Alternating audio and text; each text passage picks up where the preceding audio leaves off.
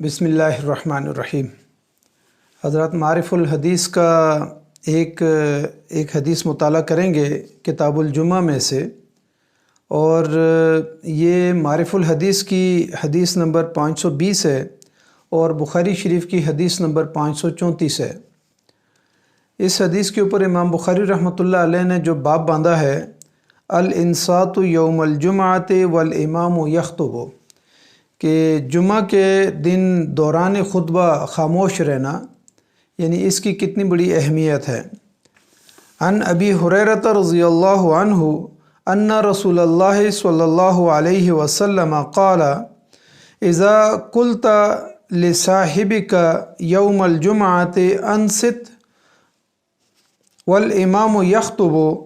फ़क़द लगौता, रवाहुल बुखारी। हज़रत अबू हुरैरा रज़ियल्लाहु तआला अन्हु से रवायत है कि रसूलुल्लाह सल्लल्लाहु अलैहि वसल्लम ने फरमाया कि जुमे के दिन जब इमाम खुतबा दे रहा हो तो उस वक्त अगर तू अपने साथी को ये कहे कि खामोश हो जा, तो बेशक तूने एक लग़व हरकत की, यानी एक लायानी किस्म का काम किया। कि जब एक आदमी अपने साथी को ये कहता है दौरान खुतबा कि तुम खामोश हो जाओ, तो नबी सल्लल्लाहु अलैहि वसल्लम ने फरमाया कि ये एक लग़व काम किया। इस हदीस के यानी शुरू में इस बाब के उन्वान के नीचे इमाम बुखारी रहमतुल्लाह अलैह हज़रत सलमान रज़ियल्लाहु ताला अन्हु की एक मुअल्लक़ रवायत का टुकड़ा नकल करते हैं, और इस मुअल्लक़ रवायत को इमाम बुखारी रहमतुल्लाह अलैह ने एक और जगह पर मुत्तसिल रवायत के साथ जो है ना रवायत भी किया है बुखारी शरीफ में। उसमें फ़रमाया कि जब इंसान जुम्मे वाले दिन गुस्ल करता है और खुशबू लगाता है और अच्छे कपड़े पहनता है और जिस्म के ऊपर तेल लगाता है, बालों में तेल लगाता है, और फिर उसके बाद वो मस्जिद में आता है और मुयस्सर नमाज़ पढ़ता है जो वो नमाज़ पढ़ सकता है और लोगों के कंधों को नहीं फलांगता, तो फिर उसको पिछले जुम्मे तक के दरमियान के जितने गुनाह हैं अल्लाह ताला उसको माफ़ कर देता है, और वो खुतबे को खामोशी से सुनता है।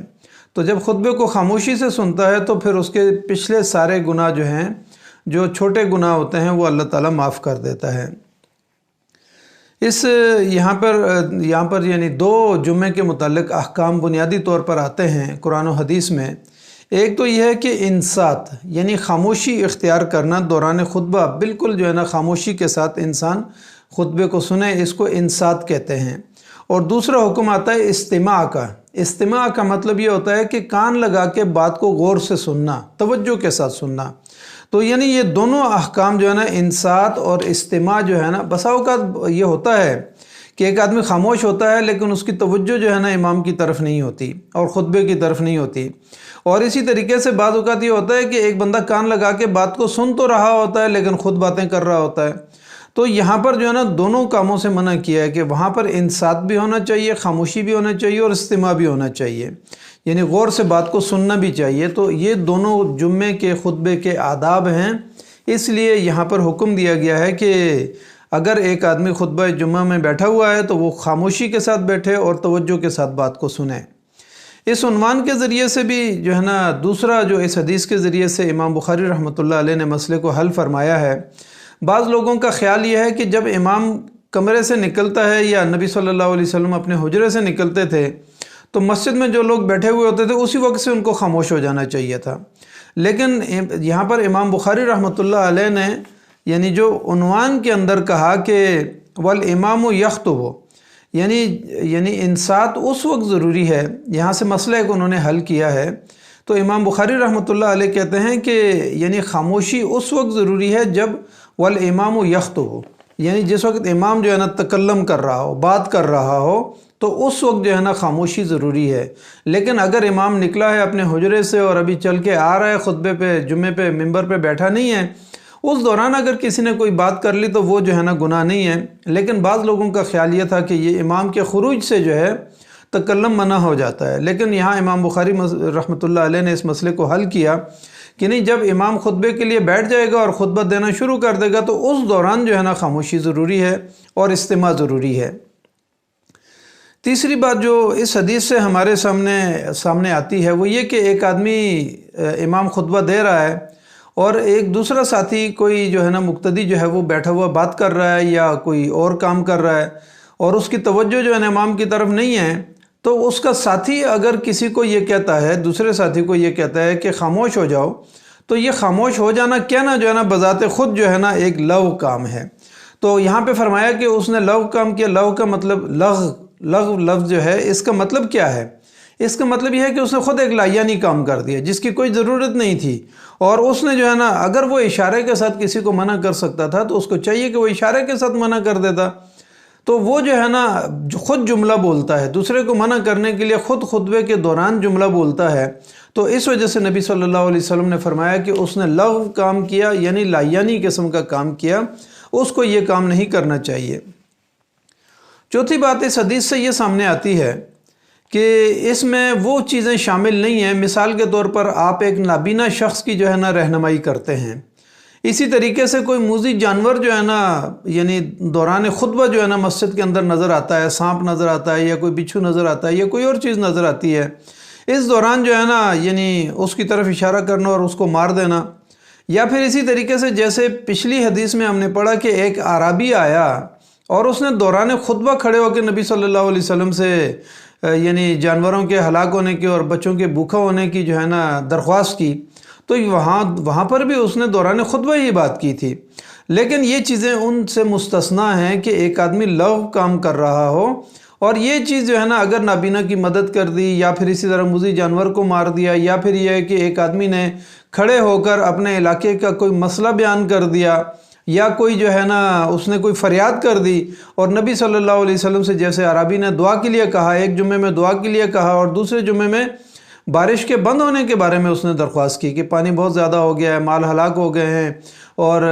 چیزیں تباہ ہو رہی ہیں، تو اس وجہ سے جو ہے تو اس طرح کی اگر کوئی انتہائی ضروری چیز ہو تو اس موقع پہ جو ہے نا وہ بات کی جا سکتی ہے۔ لیکن بحیثیت مجموعی جو ہے خطبے کے دوران جب دوسری اذان ہو جائے تو خطبے کے دوران انسان کو خاموش رہنا چاہیے، اور جب وہ مسجد میں پہنچ جائے اذان سے پہلے تو وہاں پر نوافل اس کو ادا کرنے چاہیے، کندھے نہیں پھلانکنے چاہیے۔ یہ جمعے کے آداب ہیں۔ جب ان آداب کے ساتھ کوئی شخص جمعہ پڑھتا ہے، گھر سے غسل کر کے نکلتا ہے، تیل لگا کے نکلتا ہے اور صاف کپڑے پہن کے نکلتا ہے، اور مسجد میں جا کے جو ہے نا کوئی ایسا لایانی کام نہیں کرتا،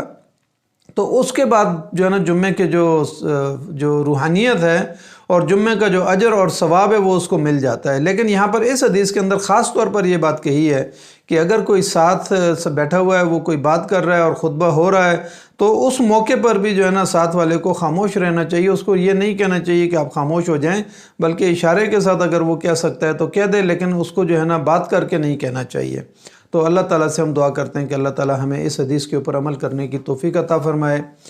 بعض اوقات جو ہے نا ہم سے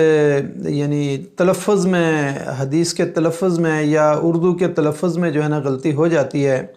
ہمارے بعض دوست جب احادیث کو سنتے ہیں وہ متوجہ کرتے ہیں، تو میں ان کا بہت ممنون ہوں کہ انہوں نے پچھلی حدیث کے اندر بھی، چونکہ میں نے متن اور ترجمے کو ساتھ ساتھ کیا تھا، اور ادائیگی میں بعض اوقات جو ہے نا متن کی ادائیگی میں تھوڑی سی کمزوری رہ جاتی ہے۔ اس سے پیچھے ایک حدیث میں جو ہے نا سلیق بن حدبہ رضی اللہ تعالیٰ عنہ کا، عطفانی رضی اللہ تعالیٰ عنہ کا تذکرہ کیا تھا، تو وہاں پر وہ یعنی اردو جو کتابت ہے اس کے اندر جو ہے نا وہ یا آخر میں آئی تھی، ہدیہ میں نے کہہ دیا تھا، تو اس کو بھی آپ تصحیح کر لیں، وہ ہدیہ نہیں ہے، سلیق بن ہدیہ نہیں تھا بلکہ سلیق بن حدبہ رضی اللہ تعالیٰ عنہ تھے، تو اس کو بھی آپ تصحیح کر لیں۔ یعنی 2-3 احادیث پیچھے جو ہے نا یہ جملہ ہمارے سامنے آیا تھا، تو میں نے کہا میں اس کی تصحیح کر دوں۔ بہت شکریہ، اللہ تعالیٰ ہم سب کو جو ہے نا اس پر عمل کرنے کی، ان حدیث پر عمل کرنے کی اور جمعے کی روحانیت حاصل کرنے کی توفیق عطا فرمائے۔ اور جو دوست اس طرح سے ہمیں متوجہ کرتے ہیں کہ بھئی یہ تلفظ کا یہ غلطی ہے یا کوئی اور جملے میں غلطی ہو گئی یا کسی صحابی کا نام لینے میں غلطی ہو گئی، تو میں ان کا بہت ممنون ہوں، اور میں انشاءاللہ احادیث میں، اگلی احادیث میں اس کی میں تصحیح کر دیا کروں گا۔ تو اللہ تعالیٰ جو ہے نا آپ سب کو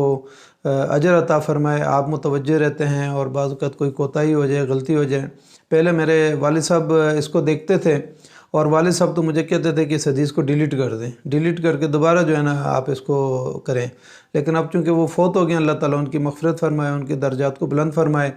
تو اب جو دوست اس کام کو دیکھتے ہیں اور توجہ دلاتے ہیں، میں ان کا بہت ممنون ہوں۔ اللہ تعالیٰ ان کو بھی اجر عطا فرمائے، کیونکہ وقت دینا آج کے دور میں بہت بڑی بات ہے، اور پھر کسی کی حدیث کو سننا اور اس کے اوپر توجہ کرنا، یہ میں ان کا بہت ہی ممنون ہوں۔ اللہ تعالیٰ جو ہے نا وہ